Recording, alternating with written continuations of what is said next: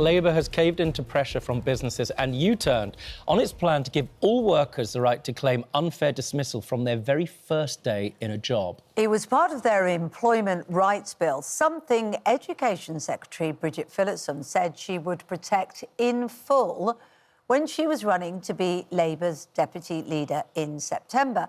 Here's what she told the TUC.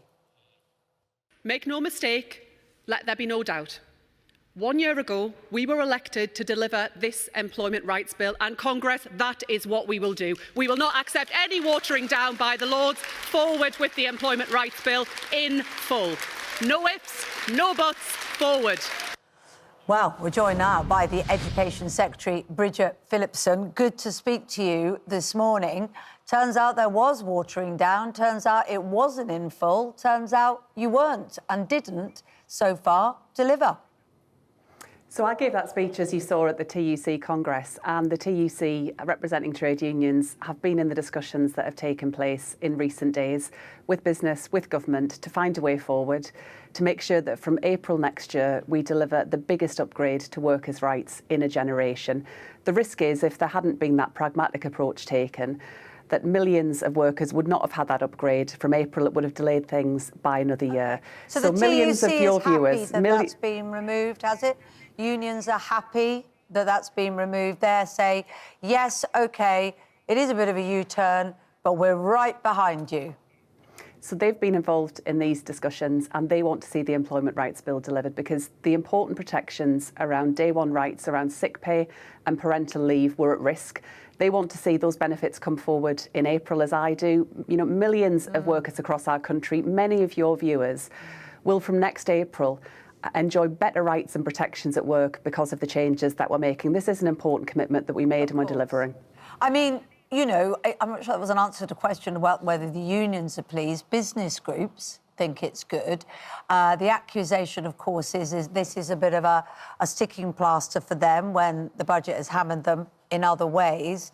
And, of course, there's an issue of trust, isn't there? Because you stood there to the country and said, no if, no buts, we are going to do this in full. We will not accept any watering down.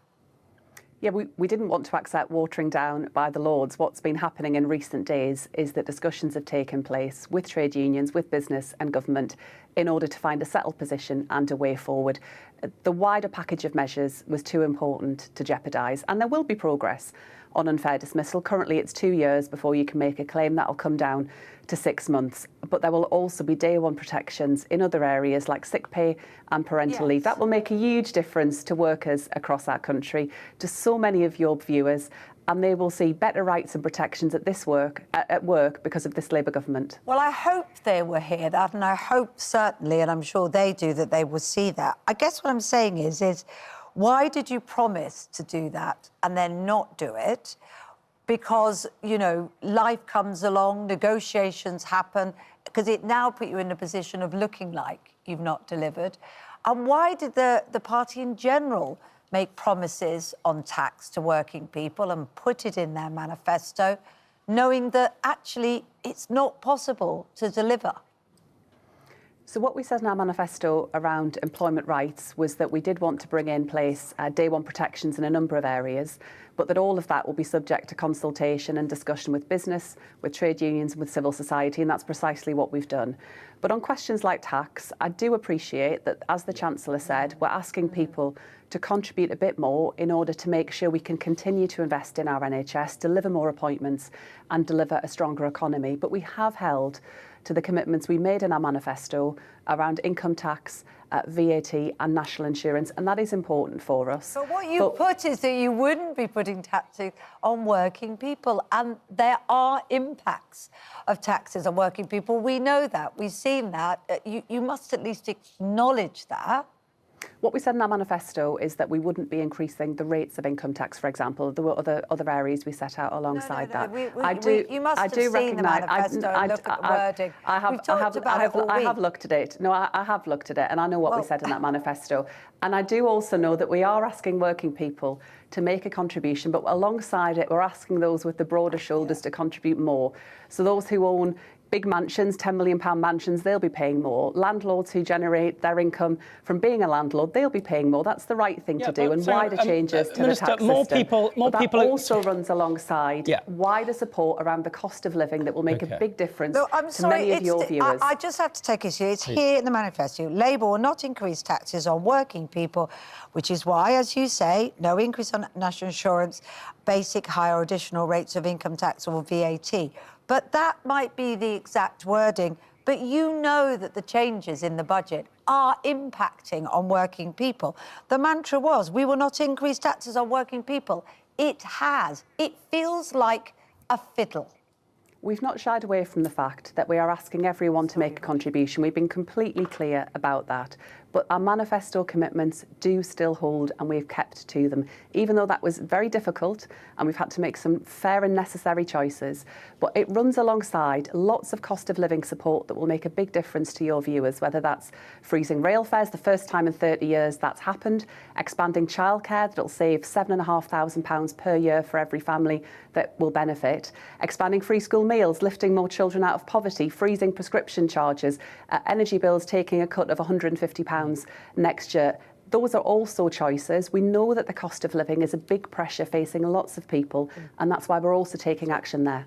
Minister, do you believe what you're saying here? It's hard to imagine you do. You make a speech saying no ifs, no buts, workers' rights on day one. That hasn't happened. And my colleague here just ask you, are the unions into this, to put it bluntly? You're not. And say yes, even though you know perfectly well, sitting there, that at least one union leader says that this act has been completely hollowed out. You claim and say that there's no tax rises, yet you know just as well as anybody else, more than anybody else, that more people are going to be included in a higher tax burden.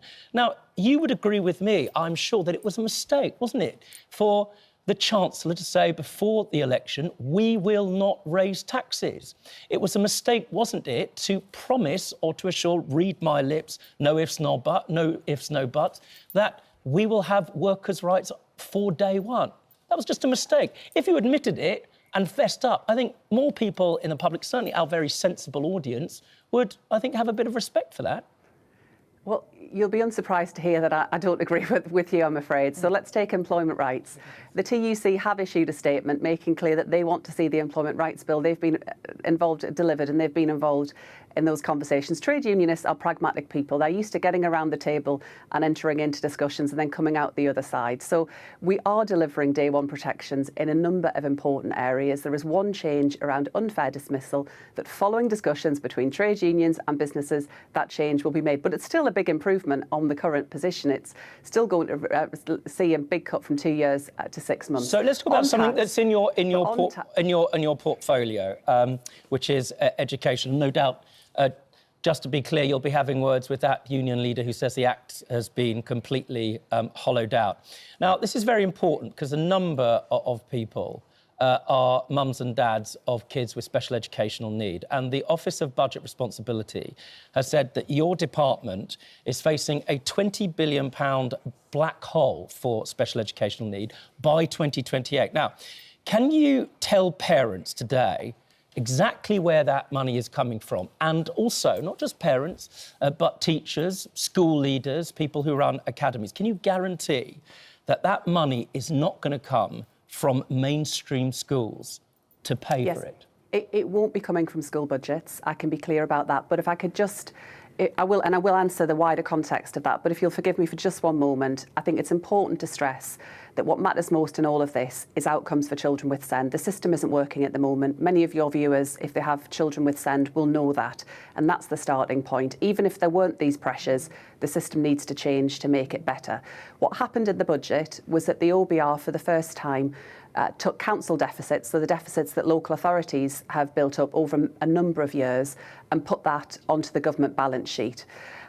What we have been clear about is that that money will not be coming out of core schools budgets, that it's not simply a matter for the Department for Education, but is a question for the government overall to consider in the years to come. But that deficit is held for now And alongside that, right now, we're investing more in support for children with special educational needs and disabilities and doing more to create high-quality places closer to home, because many of the costs that are associated with this come from children having to travel considerable distances far from home because there aren't the places locally. And what parents want Minister, is for children to be able to go to local school. The question is where's that money come from? Now, I have to say, you know, with the best intentions of the world, you come from a background in social work, and there's no doubt that you care about this, and especially SEN.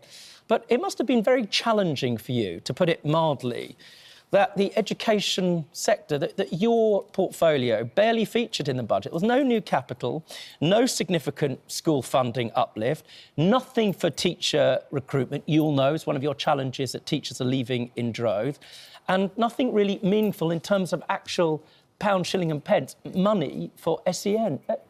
Help us with how frustrating it was to have been Education Secretary and not see any of that investment that you so seriously want.